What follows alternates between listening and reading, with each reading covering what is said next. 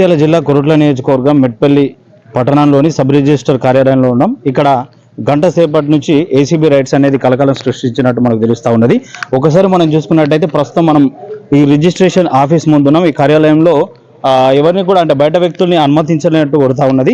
So దాదాపు 10 మంది ACB అధికారులు లోపల వెళ్ళి పూర్తి వివరాలు కానీ అయితే ఆ ఘటనకు సంబంధించిన వ్యక్తితో మాట్లాడుతూ ఎందుకు డిమాండ్ చేయాల్సి వచ్చింది, ఎంత డిమాండ్ చేసిరు ఏంది అనేది పూర్తి విషయాలు తెలుసుకుంటున్నట్టు తెలుస్తూ ఉన్నది. ఒకసారి మనం లోపలికి వెళ్ళి చూసే ప్రయత్నం చేద్దాం. సో ఇది మా మెట్పల్లి పట్టణంలోనే హాట్ టాపిక్గా మనం చెప్పుకోవచ్చు. సో మార్నింగ్ దాదాపు 1 గంట నుంచి ఏసీబీ రైడ్స్ అనేది జరుగుతూ ఉన్నది. సో లోపల ఏసీబీకి సంబంధించిన అధికారులు అనేది పూర్తి తనిఖీలు చేపడతా ఉన్నారు. ఒకసారి మనం చూసినట్టయితే సో ఎక్కడెక్కడ డోర్స్ క్లోజ్ చేసి వాళ్ళ ఏదైతే పద్ధతి ఉంటుందో వాళ్ళ పద్ధతిలో ఈ రైడ్స్ అనేది జరుగుతూ ఉన్నాయి.